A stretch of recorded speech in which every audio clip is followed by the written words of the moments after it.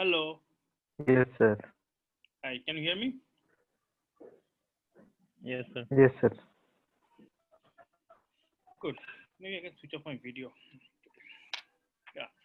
So, yeah. So tell me, do you have any questions, doubts, comments?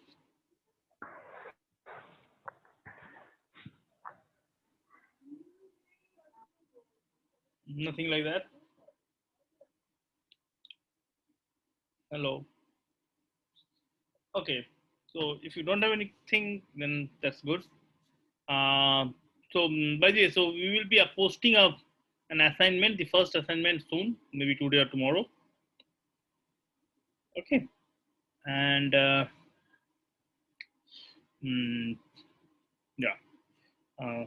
Chandrima, I see that you are around. So can you just remind me that there is this assignment, we have to post up the assignment? Yeah, sure. Okay, so let's start today's lecture. So again, we will start with a very simple one. And I think many of you possibly have already know of it or know it. And I will, so that will just be for first 15 minutes or so. And then we will go into something slightly more non-trivial. Okay, so what we will be doing today is we'll start with this basically. I mean, just like we have introduced functions, relations, graphs, and so on. And the next thing to introduce is the number theory, elementary number theory, something that you should all be knowing most likely, but still I will just go over it so that we ensure that nobody is left behind in this class. Okay. By the way, I do see that today the audience participation has gone down quite significantly. I'm not sure why it is, and how many of you are actually MTech and how many of you are JRFs. So maybe I should start a poll or something. Just 1 second. Just 1 second. Have to know. But there's so many students in this class that I have to.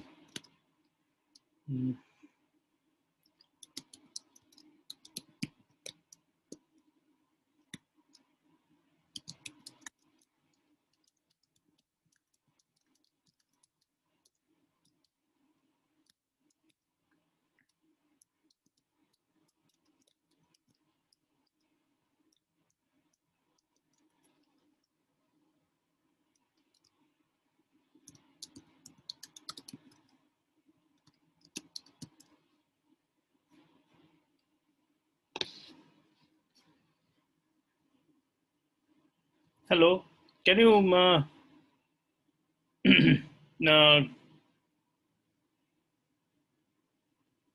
can you hear me? Yes, sir. Yes. Yeah. So,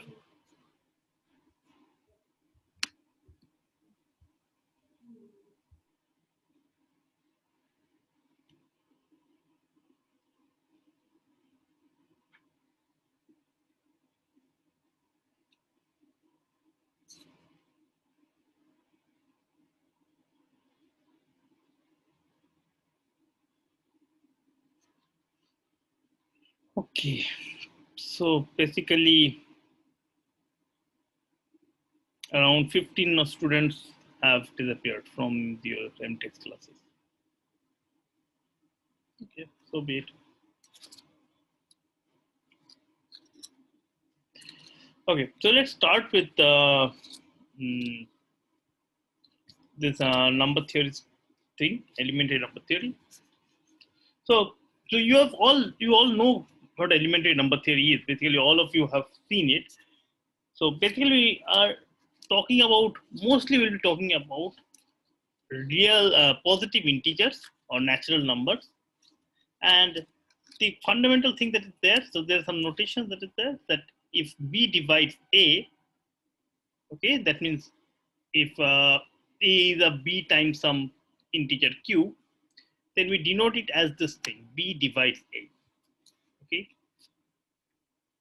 Fine. And if A does not divide B, then we denote it as A does not divide B. This thing striked out. Okay. Yeah. Somebody has some question? No. Okay.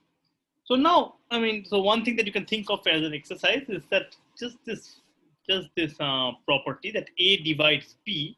This is a reflexive and transitive relation in the set of positive integers, but it is not a symmetric relation.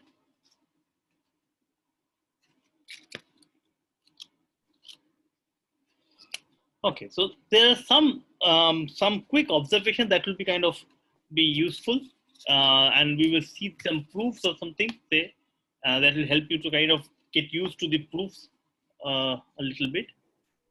So if A, B, and P are three positive integers such that A and B are divisible by P, so individually A is divisible by P and P is divisible by P, then P must divide the sum of A plus P. Okay, so how does the proof go?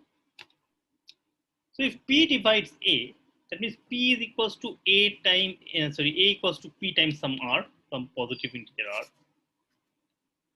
And similarly, if P divides B, it means B equals to P times the positive integer S. And so A plus B equals to P times R plus P times S, which is equals to P times R plus S. Okay, good. So I'm going a bit fast possibly here because I think they are all very simple, but in case you are not following, just let me know. Or do you want me to slow down? It's perfectly fine. I'll slow. Okay. Okay. Oh yeah. So since R plus S is a positive integer, therefore we can say that P plus P divides A plus. Now let's say another kind of a concept which we all know from our elementary school, in fact, that if you have two numbers A and D, then you can write D as A times some Q plus R, but Q is the quotient and R is the remainder. Okay, and usually you can think of R to be less than D. Okay, so basically, this typically means that A equals to D times Q plus R. Okay. Or in other words, if you look at A minus R is D times Q, which means A minus R is divisible by D. Okay, so this is the notion that you have seen from childhood almost, and one way of representing it is in this form. Okay, A is congruent to R modulo D. So how should you read it? Is that if you divide A by D, you have remainder R. Or in other words, you can think of that A minus R is divisible by D. Now, this A minus R, so in this case, this R need not be just less than D. It can be any integer, in fact. Okay, any positive integer, even any integer is good enough. And all that we say is that A minus R is divisible by D, or A minus R is D times some integer. So D divides some A minus R. So please, if you are not comfortable with this notation, maybe best option is to get yourself comfortable, because I will be using this notation quite a lot on and off in this class. Okay, so here is another simple question. If A and B are two positive numbers, so B divides A is of course if A equals to B times Q or something that we know. Okay. Now, what happens if A and B are two positive numbers and B does not divide A? That means that it should have a remainder, and this remainder R should be not 0. So it should be bigger than 1 and strictly less than B. So there exists remainder strictly less than b and strictly more than 0, such that a minus r is divisible by b. Okay. So with that, so let's think of the second observations. So if a, b, and p are three positive integers, such that a is divisible by p and b is not divisible by p, can you prove that p does not divide a plus b? So maybe I will, before I give you this, give you this proof of this, which is again a two-line proof. I would ask you guys to kind of quickly in your notebook to work it out, okay? And just let me know in the chat if you have done it or not, or when you have done it. So let's say I'll give you a couple of minutes.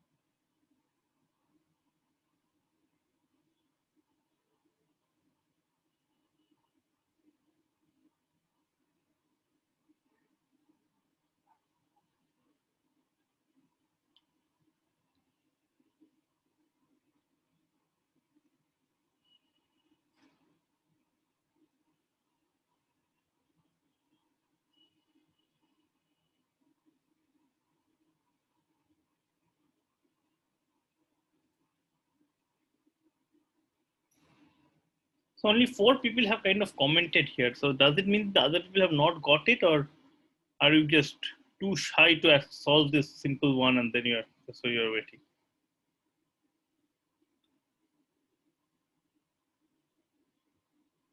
Yeah, you just have to let me know whether you have done it. I didn't.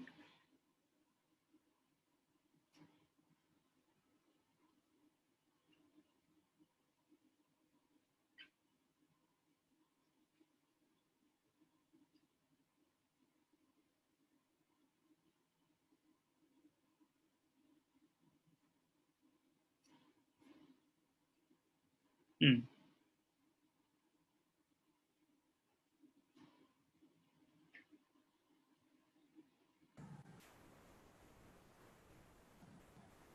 Hello. Somebody wants to say something?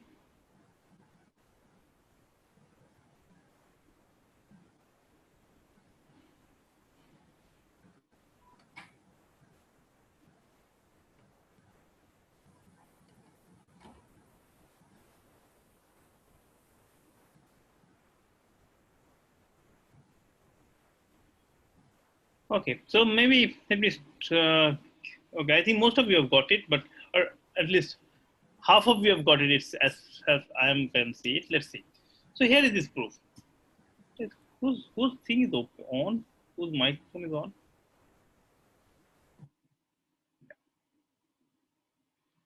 Okay. So a p divides a. That means p equals to a times a equals to p times r, right?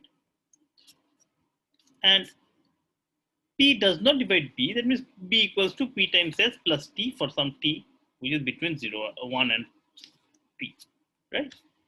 So what is A plus B? A plus B equals to P times something, P times R plus P times S plus T, which is equals to P times some R plus S plus T.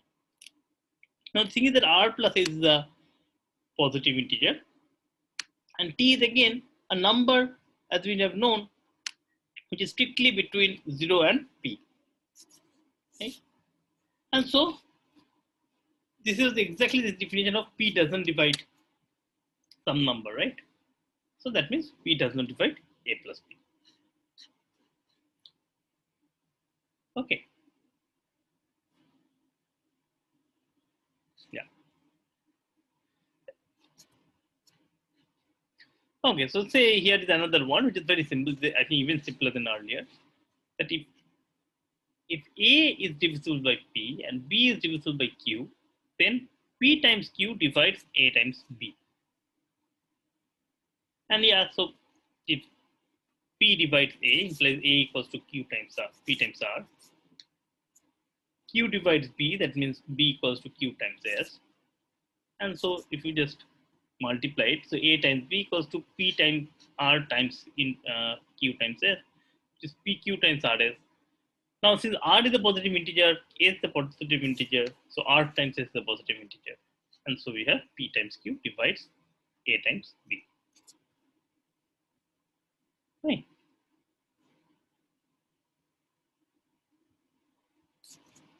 Yeah. So here comes the next interesting concept. Again, this is something that you know, all of you. That what's the prime number? But still, let me try to recollect you guys in case you have forgotten. So prime number is a number which is not divisible by any number x or any positive integer x, which is strictly between 1 and p.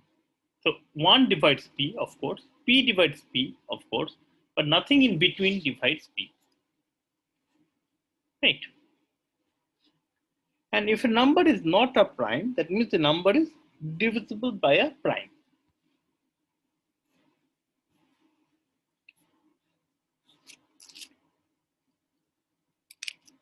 So if a and b are two integers such that p divides a but does not divide p, then p does not divide a plus b. This is exactly kind of the similar thing as what we did just now. Okay. Now, okay, so we will get back to all of these stuffs again and again. We will be using the notation of mod, the concept of primes quite a lot in the next few classes, and even maybe today later on. But right now, want to kind of, so this is the amount of elementary number theory that I'm going to introduce you guys for now.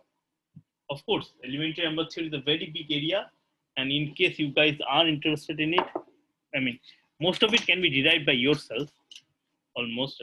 Just with a little bit of ingenuity. Also, otherwise, there's a lot of things that can be done. There's the quadratic reciprocity part and all, which we will not possibly go into that much. So, but I leave you here, this small section of this presentation with this problem. First problem is, if a and b are two positive integers, prove that a square minus 4b cannot be equal to 2. So it doesn't matter what are the a and b. Take two integers a and b, two positive integers a and b, and think of it, a square minus 4b. Can it be equal to 2? Okay. And this is the kind of question that that is a problem that I leave you guys, and you can try it out by yourselves. Okay. In fact, if you can keep a tab of it, this can be one of the questions that will be posted in the quiz. Sure. Yeah. Yeah. So this is same as saying that a square is not congruent to 2 mod 4. Because if there exists okay, prove, maybe you can convince yourself or prove it yourself that these two terms, these two equal sentences are exactly same. So if a square minus 4ab cannot be equal to 2, that basically means that a square cannot be congruent to 2 mod 4, and similarly the other direction. Similarly, here is another problem. Okay, this is the second problem, that prove the square of a prime number is always 1 mod 6 when the prime number is more than or equal to 5. Okay. Or in other words, if p is the prime number and p is more than or equal to 5, then p square minus 1 is divisible by 6. Okay.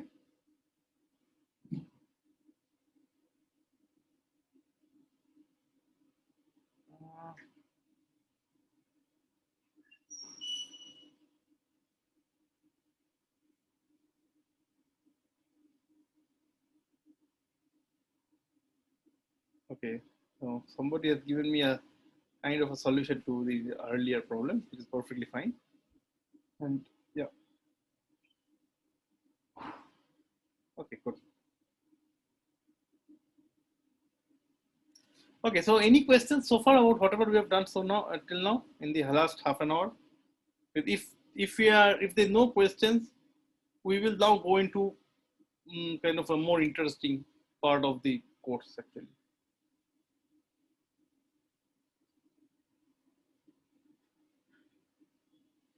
By the way, Sutanaya, hello.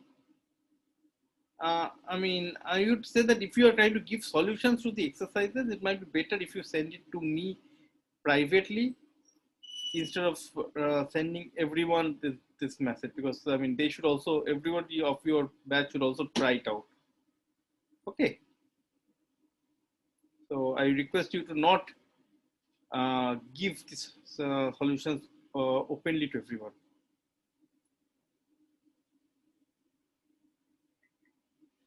Okay, so okay, fine. Hello, Yeah. sir. Yeah, tell me. Sir, Nikhil this side. I'm Texius. Yeah. Sir, in the previous question, if A and B are two positive integers, can we take A and B as P consecutive numbers or non-consecutive numbers? No, like that? nothing like that. I have not told you anything, right? I have not told you an A and B at consecutive numbers or non-consecutive numbers. Okay. Sir. Okay. So, yeah. For example, if instead of this 2, if I had 1, okay, then it would have worked. Okay. I mean, this is, I mean, then you have this is, I mean, there exists A and B, A square minus 4A, 4B is equals to 1. But 3 won't work, right, sir? But 3 won't work. Right. Yeah. So go and try it out. We will see it. Okay. We'll see the proof of it. We will see, I mean, proof of it or some ideas of it soon enough.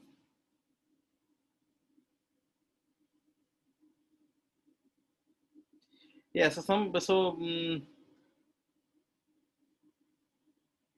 Yeah. So Udalok has sent me some stuff about what about this consecutive numbers. See, I'm not saying it's a consecutive number. Okay, sorry, I don't get your argument. What are you saying? Say, Udalok. the solution I sent to you, you got the solution. Yeah, but I didn't understand. This is for which problem? Problem 1? Second problem, sir. Okay. I mean, let's not discuss it. Okay, think about it. Okay, Yeah. and you'll anyway submit them. Okay. Okay. So let me now go into the next one. Okay, and this is the kind of the more interesting part of it. So this is on proof techniques. Okay.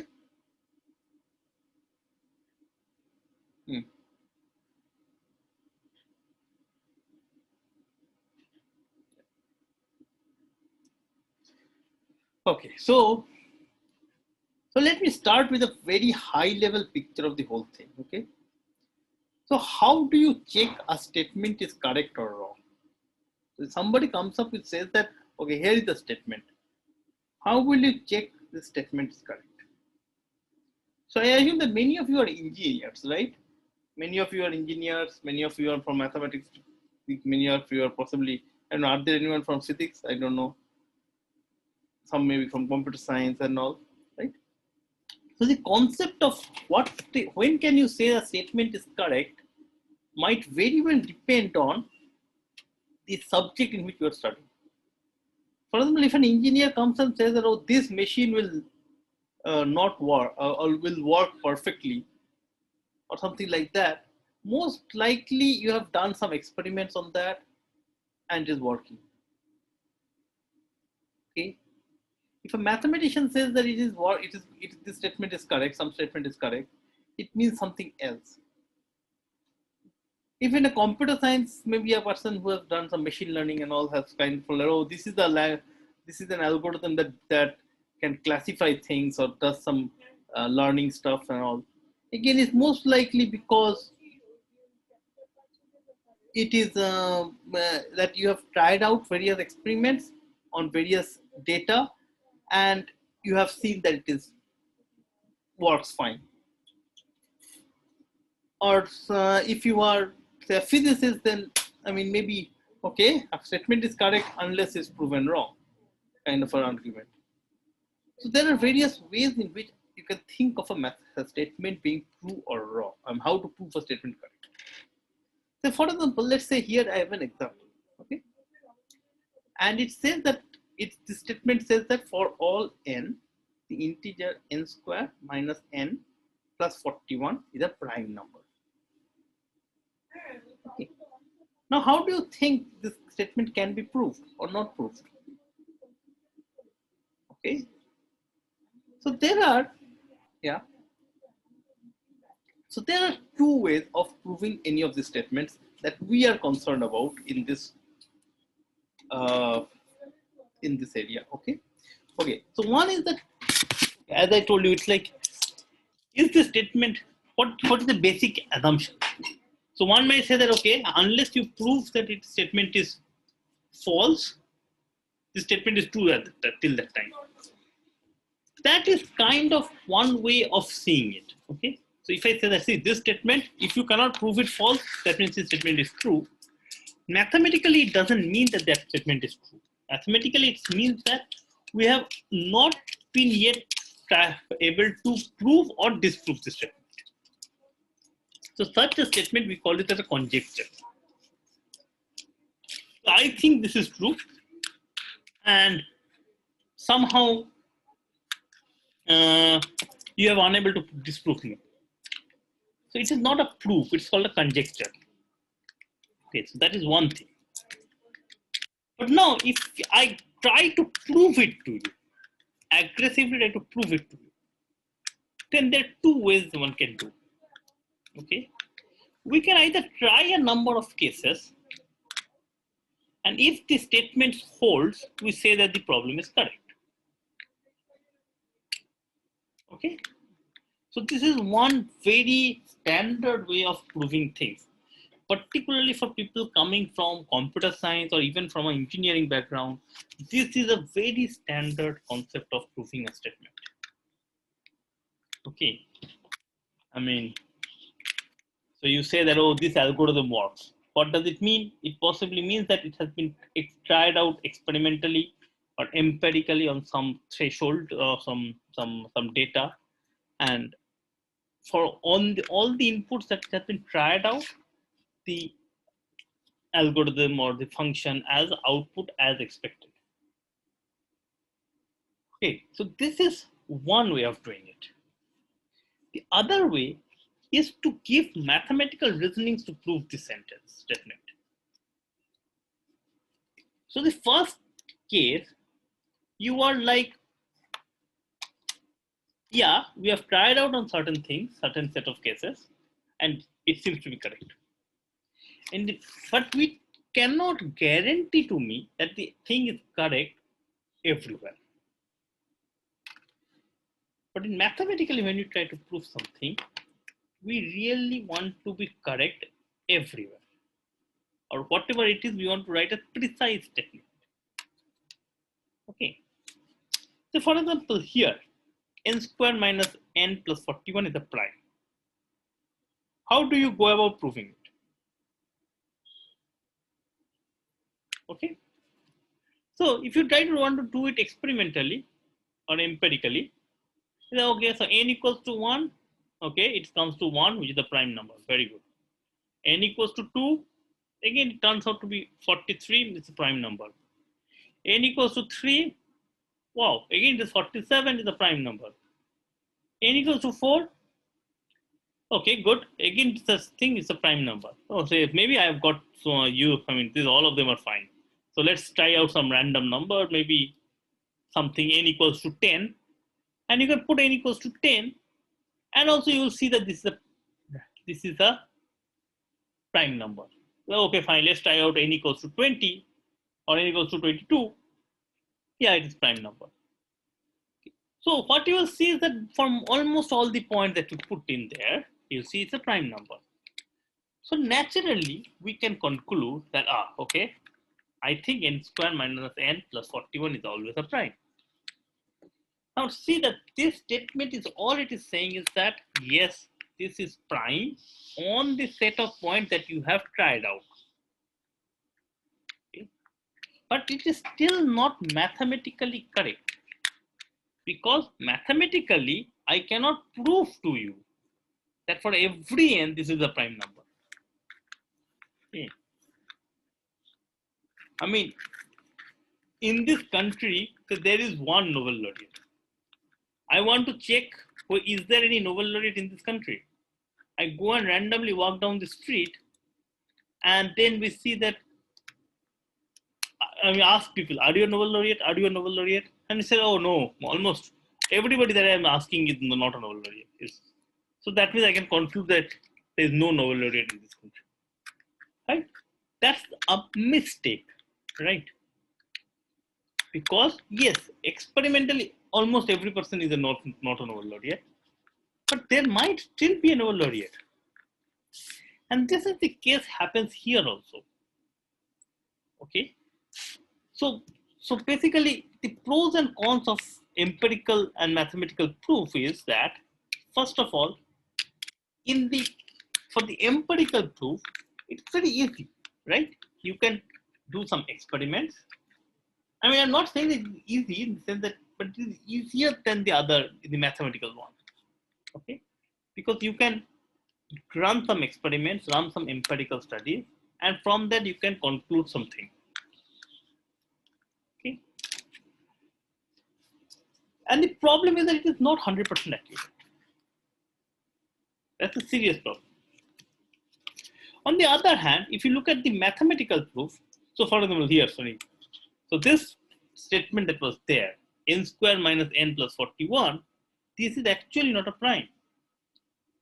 If you take n to be equals to 41, this one equates to something like 1641, which is exactly 41 square.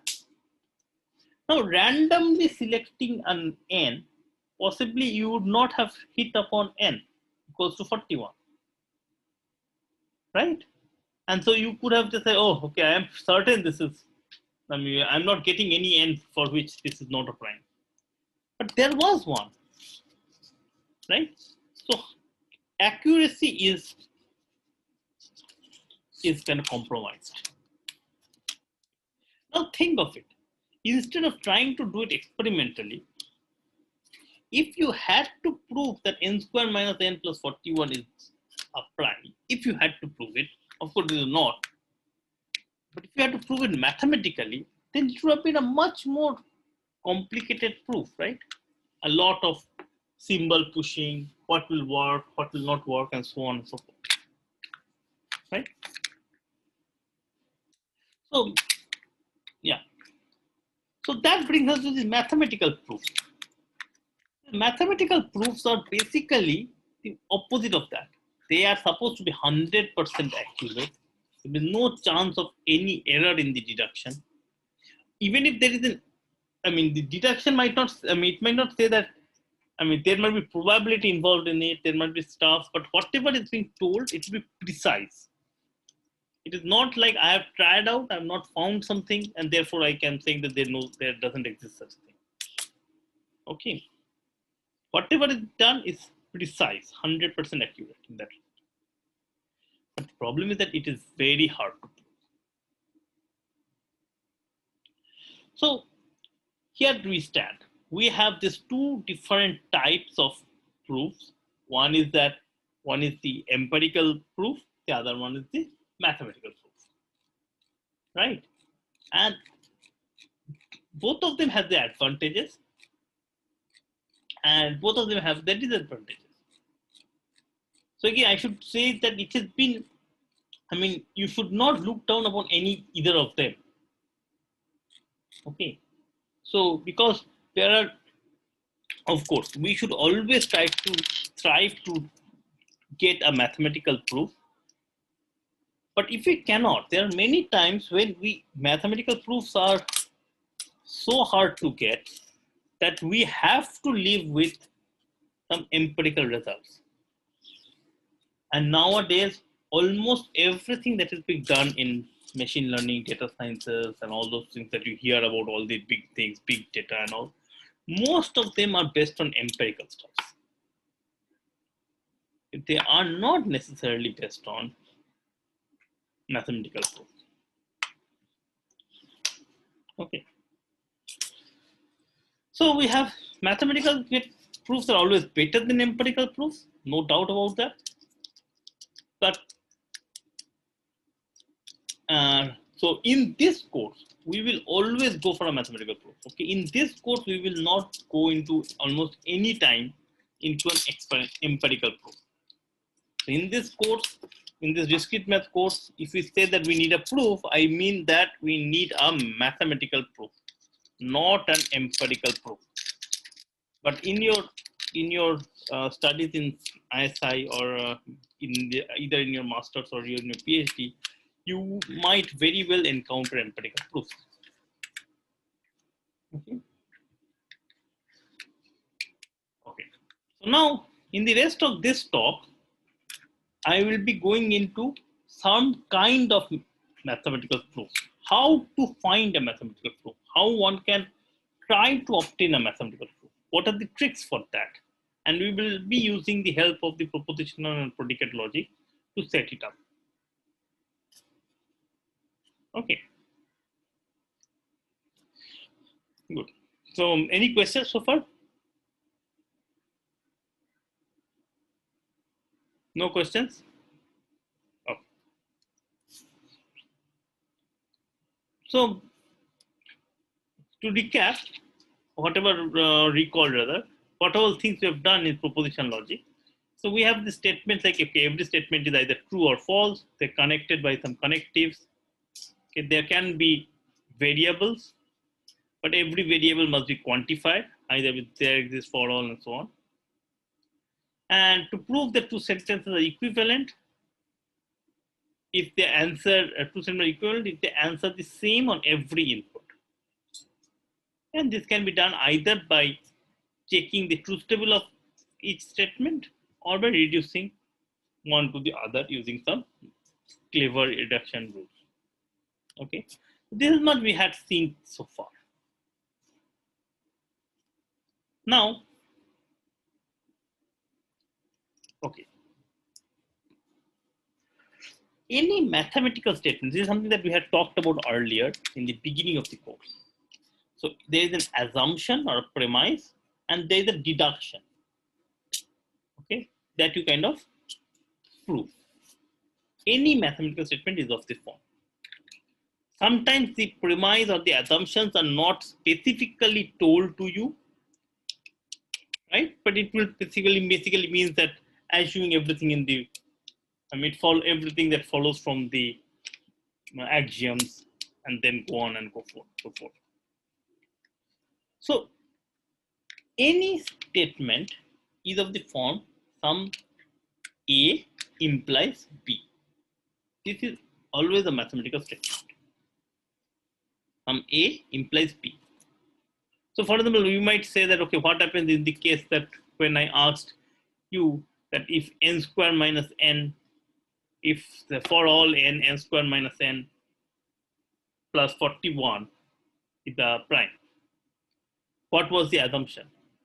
The assumption was that everything that you can get from the Peano's axiom, right? So we work on the Peano's axiom or something like that. So everything that is universally known to be true, from that can you prove this statement? Okay, or all known statements or known true statements, does it imply that? In that case, the A becomes a kind of not told. It is like it's invisible to some level, but there exists. Okay. And this is what we have to prove. A implies B.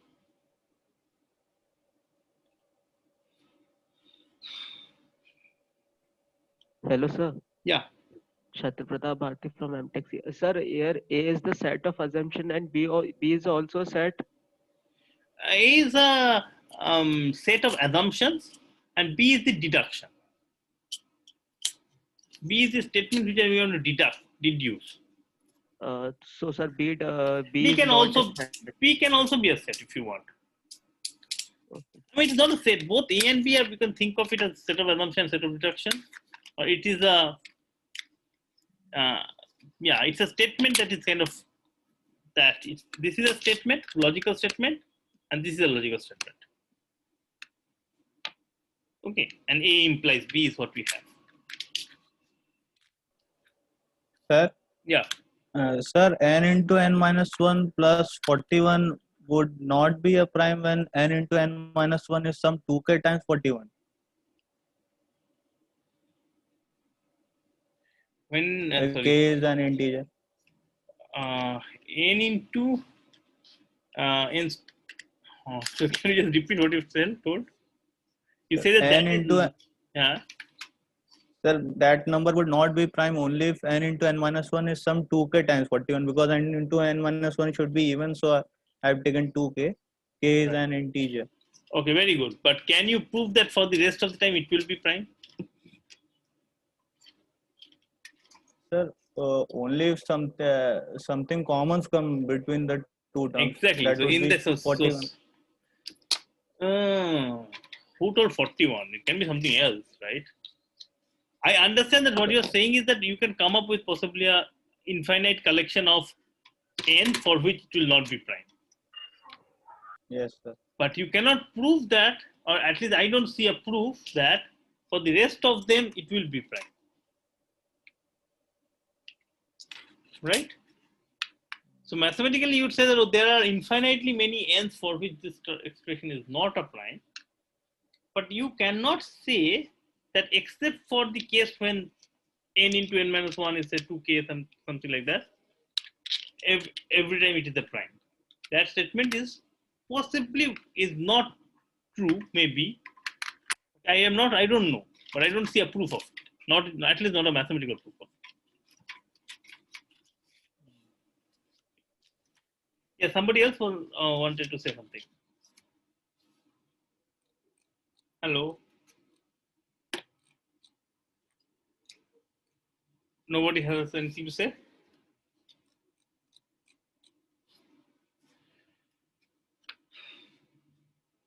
Okay.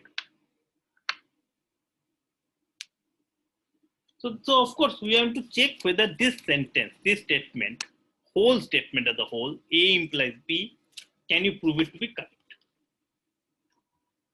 Okay, and how do you prove it to be correct? Is basically this is what we do for a proof. Okay, a proof always has some assumptions and a deduction, and the proof technique is to prove it somehow. How to prove it? Okay. Now the thing is that this A and B can have a lot of there are a lot of tricks in trying to solve it. We will be going over some of the tricks, help you identify some of the tricks that you can apply to solve such a thing, that A implies B. Okay. The main idea is that you can split A and B or look at this problem in some different ways, and that would help you in solving it. You will understand it more as we go along. Okay. And yeah, and if in such a statement is proved to be correct, then we can say that this whole thing, that A implies B, now becomes a theorem. So a theorem is nothing but a provably correct statement. A statement for which you have a mathematically correct proof. Right? So there are lots of proof techniques that some of you know all of them or some of them. Some of you have possibly, yeah, but we will go over it one by one. Okay, and this is what we will do for possibly the rest of this week to some level. But one thing that is asked to me again and again that, oh, see, I have a problem. How do I know which proof technique to apply? And this is something that I cannot help you much. Okay. So when somebody asks you that which for things to apply, so this is the part that you have to use your ingenuity. Okay. Of course, it depends on the problem. And it depends upon, sometimes it is easier to break up the problem into smaller problems, and then it is easier to handle them individually. Or sometimes completely viewing the problem in a different way might help you in doing it.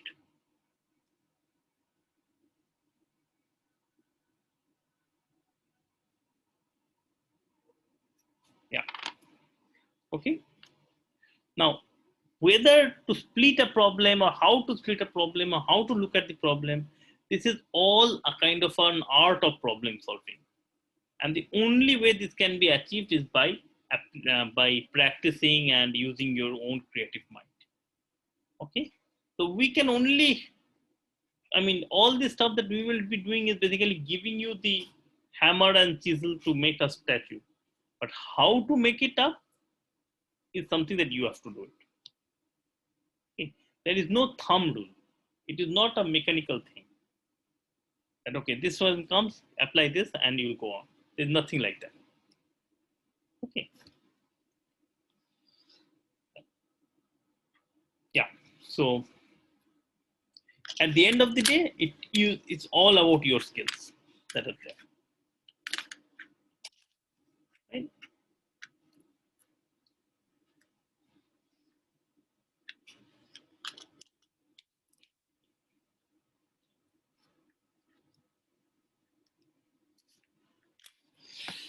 Okay, so let's see a very simple one. Okay, this is something that is very useful to think of.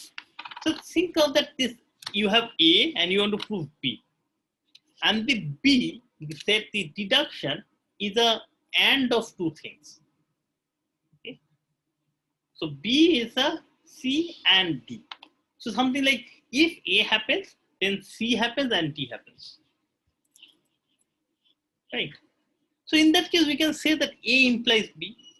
Now note that A implies B is equivalent to nothing but A implies C and D. I mean, I have not done anything. But this is same as A implies C and A implies D. So this is something, again, I don't possibly have to tell you formally. But you see that A implies B in this case is equivalent to proving A implies C and A implies D. So in that case, all you have to do is that you have to first prove A implies C, and you have to prove A implies D. You do it one by one, and that will solve the problem. This is kind of simplest kind of splitting that you can think of, right? Say, if I tell you this thing, that, oh, okay, if B is an odd prime, then 2B squared plus is greater than or equal to B plus 1 whole square, and B squared is congruent to 1 mod 4. Now, you should not be surprised or you shouldn't be worried by seeing such a statement. Note that this is nothing but two problems combined in one. One of them is if B is an odd prime, then 2B squared is greater than or equal to B plus 1 whole square. Problem 1. Problem 2 is if B is an odd prime, then B squared is congruent to 1 mod 4. All I have done is that we have split up this statement B, which in this case is this, into two parts, C and D, and we are proving A implies C and A implies D. Now, what is A here? So A is basically B is an odd prime. Okay, the statement A is B is an odd prime, and we have two implications. This is C, and this is D. A implies C and D. Right? Okay. I hope any questions from this one? But yeah, I have not solved any of them, right? So you guys, you have to go and figure out. Maybe some of them I will solve it later on in this lecture. But right now, that's all you have to do. Okay.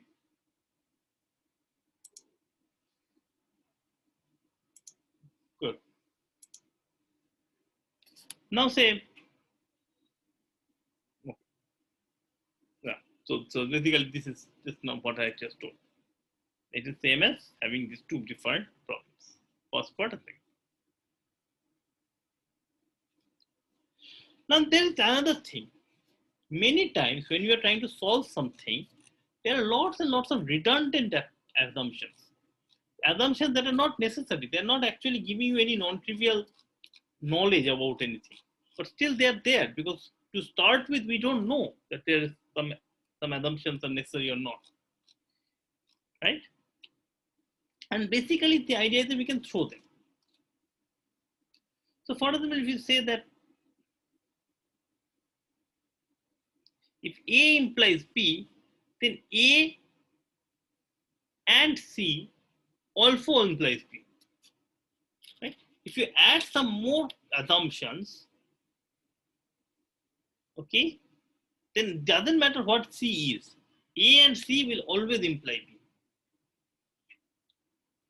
So if I ask you to prove that, prove that A and C implies B, okay, and C is just a redundant assumption, it's sometimes better to say that, okay, let me throw away C and just prove A implies B. Okay. Yeah. So which assumptions are not needed is something that is completely up to your intelligence. Okay. And clearing up the assumptions, throwing away those assumptions that are useless is actually a kind of a big, very useful thing. If you can identify the see, this is what we don't need, or this is what we need, then that'll be great, right? Now, this is not your high school kind of stuff that that whatever is required will be given to you or something. Okay. So something more can there be because we have trying to solve problems. For example, look at this one. This problem that was there. If B is an odd prime, then this quantity. So if you see it here, it was if B is an odd prime. And maybe you have already gone and started to solve this problem and have tried to say, oh, okay, how do I kind of define a odd prime? Okay, so maybe the odd prime is of the form of 1 or 5 congruent 6, kind of stuff like that. Various properties of the odd prime that you are trying to put in. But actually it turns out that I think here, so this part has been split up, right, in the first two parts, okay? And now, look at this part, okay? So this is something we have to prove, right? If B is an odd prime, then this quantity. Now, this statement, which was the first proof for the previous one, this statement, this prime is completely not needed. It is just there. And if you try to work with this prime, you might get very much confused and end up solving them, not getting the answer. Okay. So for example, here, do we really need the fact that it's the prime? The primes do have some properties, right? And maybe that's all we need to know. Okay.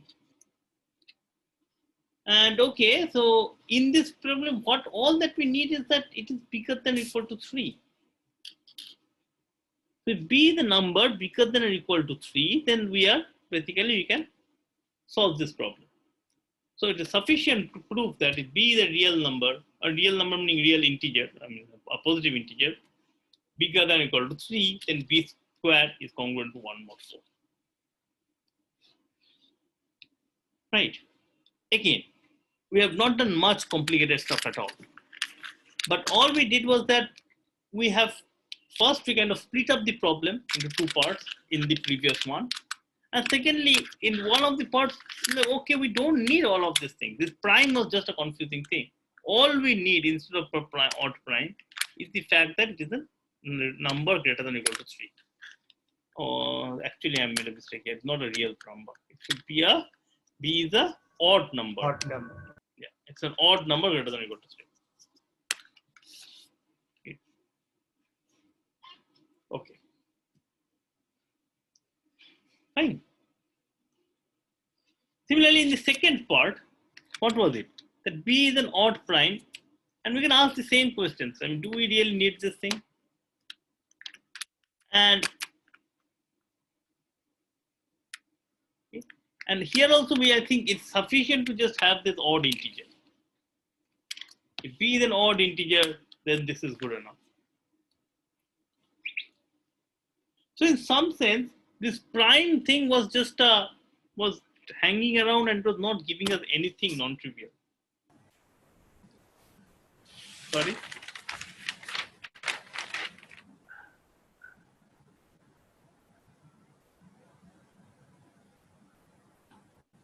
Yeah, somebody said it was for 1 also, the previous one, which is completely true.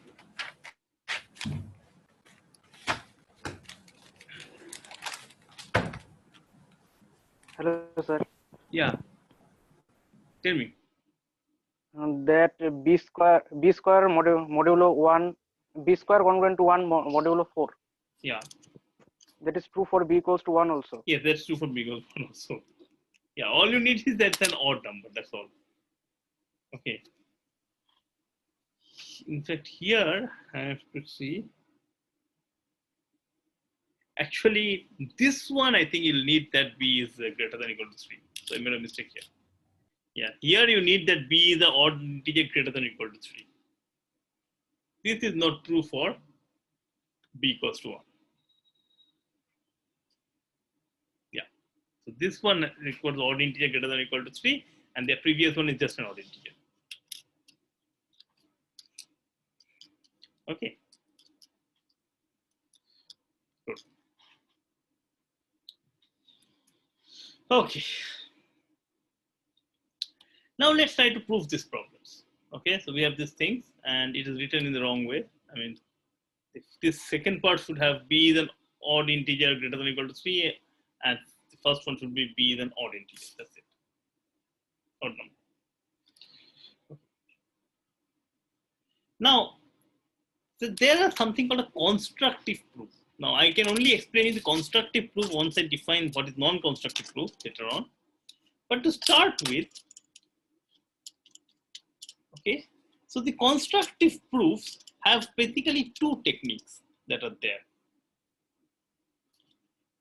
Okay, one is called a direct proof. The direct proof is that you start with A, just play around with A, and slowly you go to B. And the other thing which is called a case studies. So you can split up the problem into various smaller problems depending on the assumptions in A. So in some sense, this assumption A gets split up. So let's see. Okay. So this is the direct proof techniques to prove these 2 statements. Okay. Okay. Sorry, I made a process thing. Sorry, this is not useful. Okay, so we want to prove this one in the direct proof. Okay, if B is an odd integer, then n squared is congruent to 1 mod 4.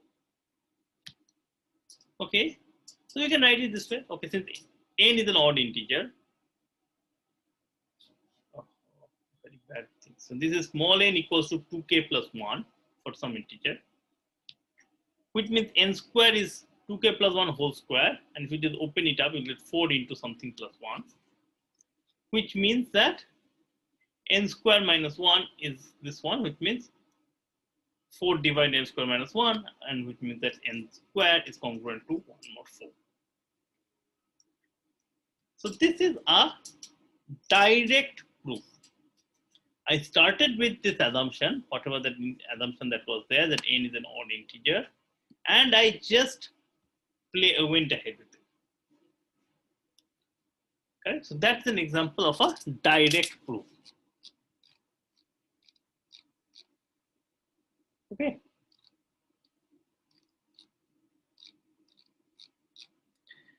Now say, what about this one?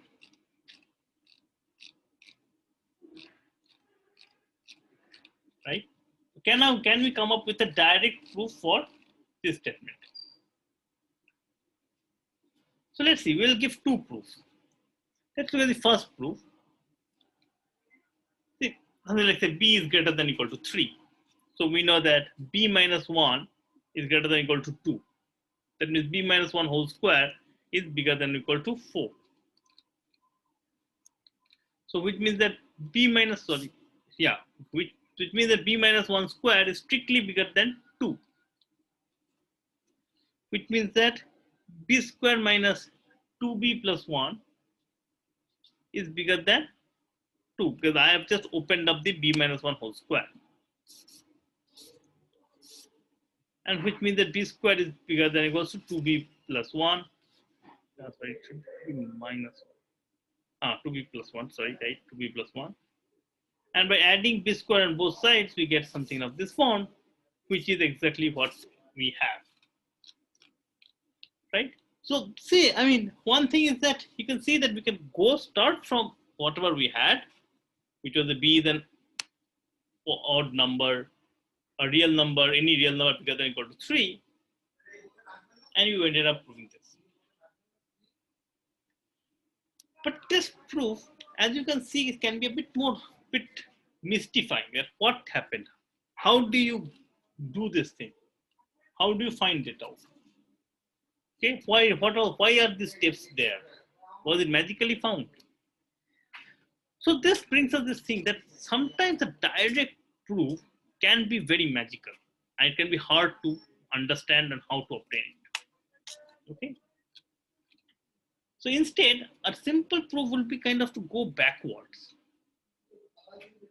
Backwards is also kind of a direct proof. It's like a backward proof or direct proof, in which, okay, we know that we have to prove A implies B, and then try to simplify it. Okay, so what will imply A implies B? Right. So basically, say if AC is congruent to B, then we can say, oh, A implies B is congruent to A implies C. Okay, of course we can do that, and so on and so forth, right? So here is this second proof that is there. We have A and we have B, and we have this A implies B, right? Okay, so we have to prove this statement. Okay, but this statement is nothing but proving that 2b squared is more than or strictly more than this. Very good.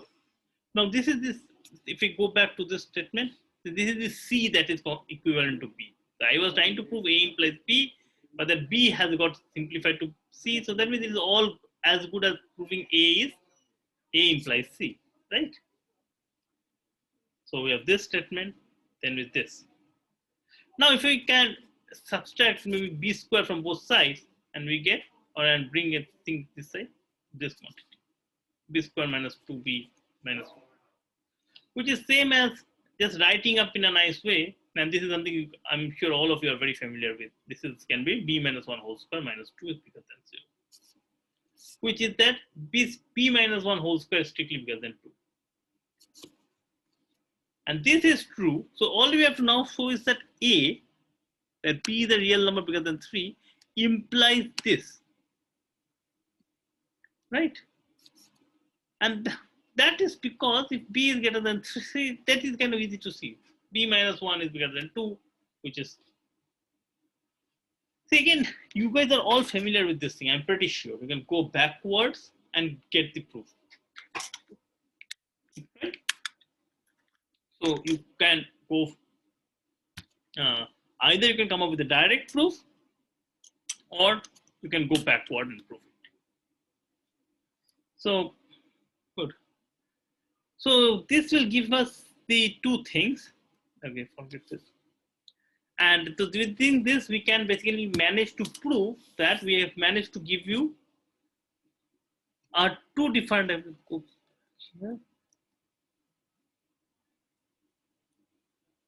Yes. So we had this direct proof. How to prove A implies B using direct proof and using backward proof, both of them. So in the next lecture, I mean, I think I'll stop here now. Like around 1 hour, 10 minutes is done. I don't want to stress too much.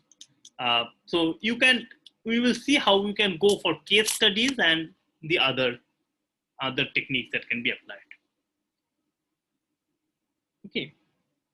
So, yeah. So, is there any questions on whatever has been done till now?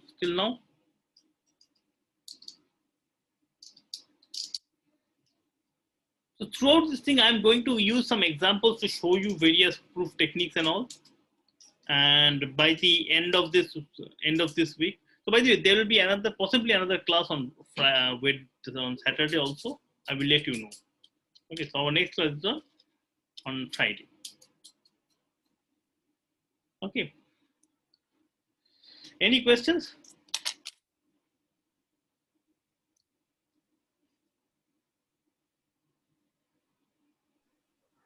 Hello. Yeah. Hello. Yeah. Sir, can you repeat the first two slides, because at that time the internet was poor, so I didn't see the first two slides. Of this thing, of this lecture. Of the lecture.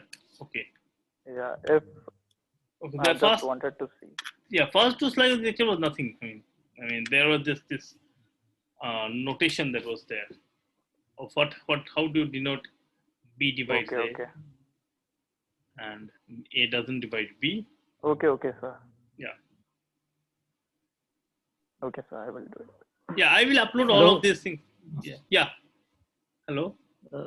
So what is the proof of that? If of that problem that there are 2n person and if this we'll do that. We will do that. We'll do that. That problem is slightly more complicated. We'll do that. Okay, we will do that. We'll come to that for certain. Okay, we'll do that. Yeah. By the way, just now TA told me that many of you have not joined the classroom. Okay, so have all the MTech students joined the classroom? I mean, that is the only way we are going to upload the assignments and you have to submit the assignments. So please join the classroom if you have not. And if you don't join the classroom, then I will assume that you guys are not taking this course, because everything will be done there. Actually, I got a mail that he said that he haven't received the invitation. I have sent him the invitation, but I am saying that like he is invited previously also. I think your mails are gathering in the social thing. You should check that social part also. There are 6 or 7 people who haven't joined yet. Oh, okay. So check the social tag in your Gmail or something. Yeah, thanks, Chandiva. Thanks for pointing it out.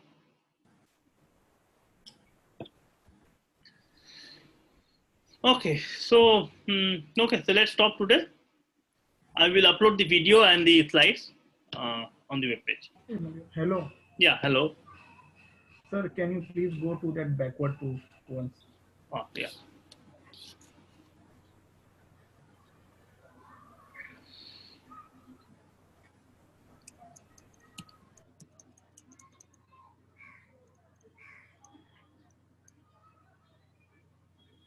Yeah. Sir, in this backward proof, we are basically proving it from B to A, right? So we are No. We are not proving from B to A. See, we have to prove that A implies B, right? Fine. So what we are doing is that we are taking B and writing B. This is equivalent to this, right? This is equivalent to this. So I'm just writing equivalent copies of P. Okay. So at the end, we say that, okay, this quantity, so 2b square is bigger than b plus 1 whole square, is equivalent to saying that b minus 1 whole square is greater than or equal to 2. Okay. So now if I go back here, so this is it. We wanted to prove A implies B. And we have proved that B is equivalent to C. That means it is enough to show that A is A implies C. So at this point, all we need to show is that A, which is, that means B is a real number greater than or equal to 3, implies B minus 1 whole square is greater than or equal, is strictly greater than 2. Okay, sir. Okay, okay. Got it. Okay, and that is what we prove. And sir, one doubt regarding the assignment. Assignment? What assignment? So sir, will there be any last date for the assignment? Yeah. There will be. I mean, we will, whenever we will post it, Yeah. which will hopefully today or tomorrow, we will give you a last due date. So sir, It will be around. It will be usually be around 1 week time. Okay. So why I was saying is that since this is the first time we will be using latex, so if sir, can we get some extra time also? I mean, I can give you extra time at the end. That's not a big deal. Okay, 2 or 3 days more or something. But I mean, once you start writing it in LaTeX, and it will be very easy. Believe me. I mean, I don't know whether you have done it or not, but write it up. If you need an extra time, request me. I will take care of it. That's not a big deal. Okay, but I don't think LaTeX will be a problem. Okay. I mean, whoever has used LaTeX can vouch that LaTeX is a very simple thing. Okay. Okay. Any other questions? Any other questions, comments, or anything? Okay, so if not, let's stop the class now. Yeah, tell me. Sir, when the assignments will be given in the Google Classroom, like for the lectures? For the lectures? Oh no, for the lectures, whatever assignment we are going to do, give it like this, right? When I say that, oh, do this one, do that one. I mean, you don't have to submit it as such. Okay? But in the assignment, we will be collecting a few of them and posting it as an assignment. So those are the ones that you have to submit. Okay. If I tell you that, okay, go and try out this problem or solve this problem or something in the lecture, most of the time it will mean that I am asking you to solve it for yourself, for your practice. And okay, you don't have to necessarily solve it and submit. Okay. Thank you. Okay. Okay then, thanks. Thank you, sir.